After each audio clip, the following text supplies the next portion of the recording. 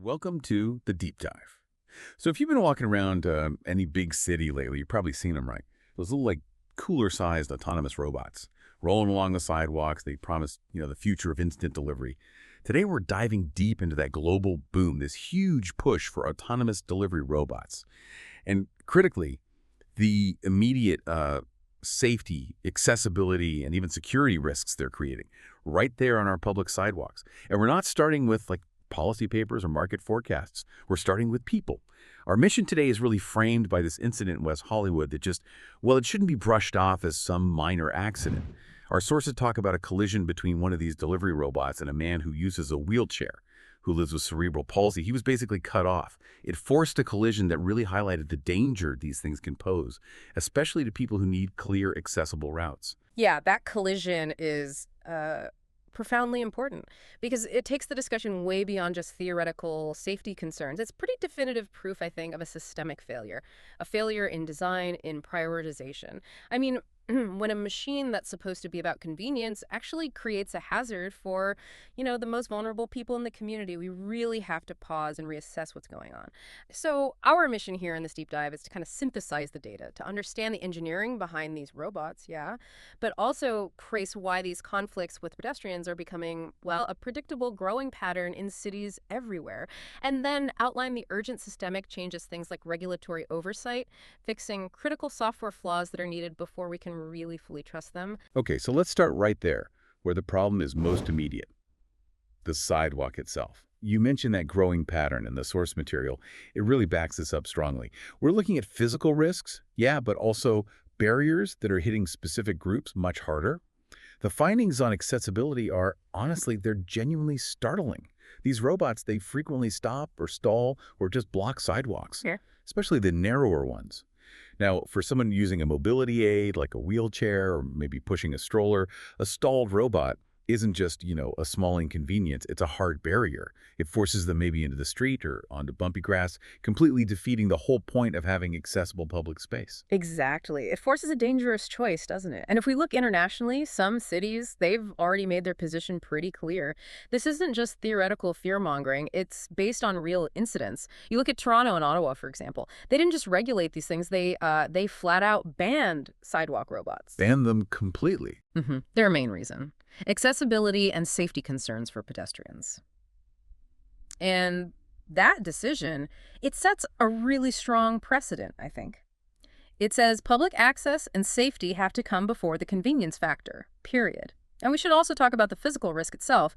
These things aren't lightweights. They can travel at, moderate speeds, carry a decent payload. Imagine say, a 150-pound device moving at 5 or 6 miles per hour. Right. That speed and weight, it really increases the injury risk quite a bit, especially for kids who are lower down or maybe older people who are more likely to fall. Yeah, that brings us right back to the voices of the disability advocates. It's not about stopping technology, is it? It's about demanding responsibility. Their statement really captured the problem perfectly, I thought. Robots must not create new barriers or hazards on sidewalks. Inclusive design isn't optional. It's essential for public safety. But, okay, when we talk design, we have to look under the hood, right? What's actually making these decisions that, lead to blocking a ramp or cutting someone off? Absolutely, yeah. To get the failures, you have to understand the brain, so to speak. Companies like Starship Technologies, Purdue Robotics, they're the big players in deployment right now. And their autonomy, it relies on 3 interconnected systems working perfectly all the time in really chaotic environments. Okay. What are those 3 key pillars then? So first, you've got the AI navigation. This is powered by machine learning algorithms. It's the decision maker. It takes in all this real-time data and makes split-second choices about where to go, what to avoid, that sort of thing. Second is precise location. That comes from GPS and mapping, often using these super detailed maps way beyond your phone's GPS to know exactly where the robot is, down to maybe a few centimeters. And finally, the robot's actual eyes and ears, the sensor array.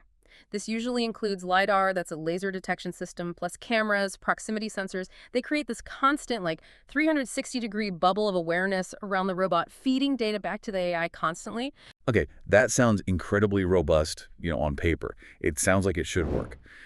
But, as we know, the more complex a system gets, the more places there are for things to go wrong, and the bigger the potential security risk, too. So what happens when we switch from how it should work to, critical security flaws? Right. That's where this 2025 vulnerability discovery comes in. And it's maybe the most alarming piece we pulled from the sources. This specific discovery, it's centered on Purdue Robotics delivery robots. Researchers found they were vulnerable to hacking. How? Through unsecured APIs. Okay, hang on. For listeners who maybe aren't developers, can you quickly break down what an API is in this context? Sure. Think of an API that's application programming interface. Think of it like a digital handshake. It lets two different software systems talk to each other. It's how the main delivery network talks to the robot, tells it where to go, what order it's carrying, stuff like that. Now, if that handshake, that API, is unsecured, it's basically like leaving the front door to the whole fleet management system just wide open. Oh, wow. Okay. Yeah, and the potential fallout here is, well, it's severe. Because the API was unsecured, hackers could potentially get control. That could mean exposing millions of users' data. But critically, it also meant they could potentially reroute the robots themselves. And this isn't just about, stealing someone's lunch delivery. Right. Much bigger implication. Exactly. We're talking about disrupting critical deliveries, maybe causing chaos in really high density or sensitive places. Think hospitals, data centers, secure office buildings. These robots are operating inside and outside now. And what's truly infuriating here, and it tells us a lot about the current regulatory landscape, I think, is the response time. The sources note that weeks passed, weeks, before the company actually patched these critical security flaws. Why? I mean, when the risk includes potentially causing chaos and sensitive infrastructure, why would a company wait that long?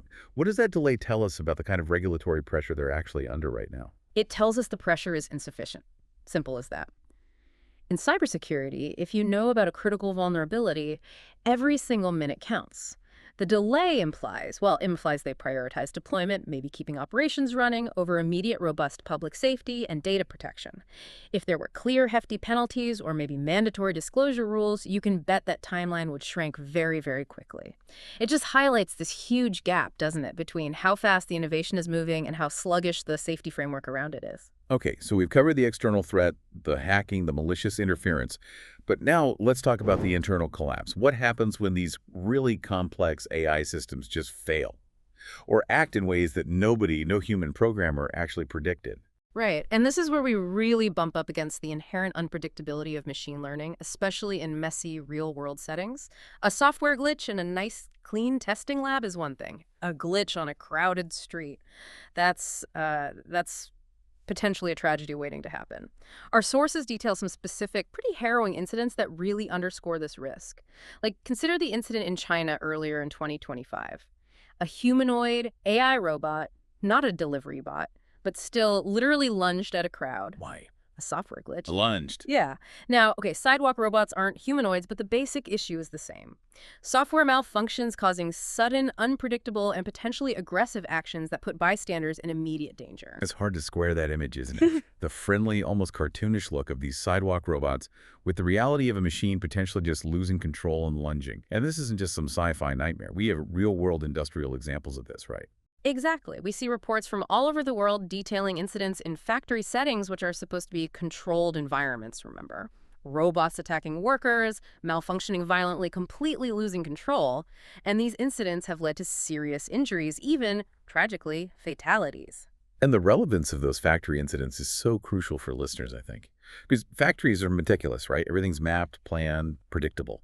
So if these multi-million-dollar industrial systems can fail catastrophically in a perfectly managed warehouse, what assurance do we really have that a little delivery robot navigating a sidewalk full of bikes, dog walkers, random debris, puddles, you name it, what assurance that it won't suffer a similar kind of software meltdown? Well, the core takeaway has to be that these incidents show a really dangerous combination. It's insufficient real-world testing coupled with the, frankly, unpredictable nature of AI when it has to cope with novelty.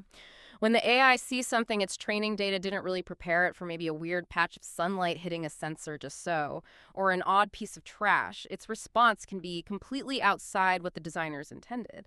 And that lack of predictability happening on a public sidewalk, that's the ultimate liability. Okay, so we've definitely established a clear danger zone here across physical accessibility, cybersecurity, software reliability. It's quite a list. But we do need to balance this ledger a bit because this tech, it isn't just a gimmick. It genuinely promises to solve one of the biggest, most persistent, most costly problems in logistics, that whole last-mile delivery challenge. And when you look at the numbers, the economics, the environmental impact, the potential benefits are huge. I mean, we're talking estimates suggesting maybe a 30% cost reduction in delivery operations overall. That's massive. And maybe even more importantly, potentially a 45% cut in carbon emissions compared to traditional delivery vans, even hybrids. The market is expected to just explode, maybe 4.7 million delivery robots globally by 2032. The momentum is just undeniable. The promise is absolutely real, yeah. But as the data shows us, the risks are currently running ahead of the protective measures.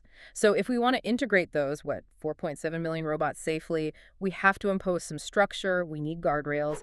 Our sources seem to outline three critical, really required actions that could form that path forward.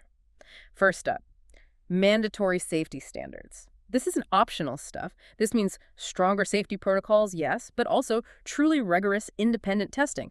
And crucially, testing that has to be done before these things are deployed publicly. Not just as some corporate test track. Exactly. Not testing in a controlled corporate park. Testing under real-world, messy, chaotic conditions, including specific tests interacting with accessibility equipment like wheelchairs and ramps. And that testing connects right back to the software risks we talked about, doesn't it? Which leads to the second requirement, transparent AI behavior. This really tackles that unpredictability factor head on. Companies need to implement what they call explainable AI systems, AI that can essentially show its work. Document why it decided to swerve right instead of just braking, for instance. Precisely.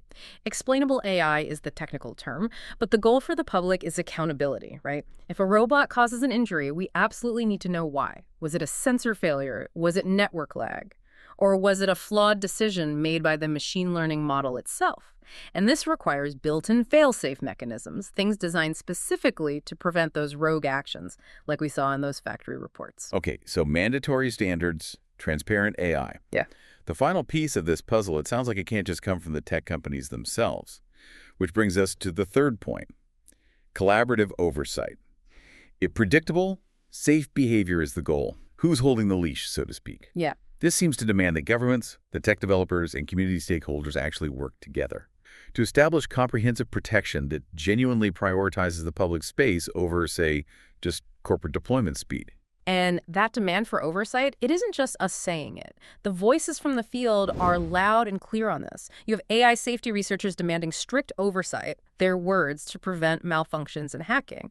They recognize that self-regulation, particularly on cyber vulnerabilities, has pretty much failed the public so far. Yeah. And community leaders are reinforcing this. They're insisting that public feedback and real incident reports, actual experiences, should guide responsible robot integration, not corporate timelines or profit margins. So this deep dive, it's really shown us that, yeah, delivery robots are almost certainly part of the future of logistics. They could solve huge efficiency problems, huge carbon problems, but these risks, the physical barriers impacting accessibility in our cities, the critical cybersecurity flaws exposing our data, the frankly unpredictable nature of the autonomous software, they just cannot be ignored. They can't be dismissed as just, growing pains on the road to 2032. Our synthesis really has to center back on that person in West Hollywood, doesn't it? And others like them. Prioritizing truly inclusive design from the start and implementing really robust security measures that has to be the metric for success here. The speed of innovation is impressive, no doubt. But it absolutely must be matched by the rigor of regulation and, just as importantly, a genuine ethical commitment to equity in our shared public spaces. So, next time you see one of these autonomous devices rolling past you on the sidewalk, maybe consider this. The challenge we're facing isn't just about building the most sophisticated tech possible. There's a powerful quote that really defines this whole discussion, I think.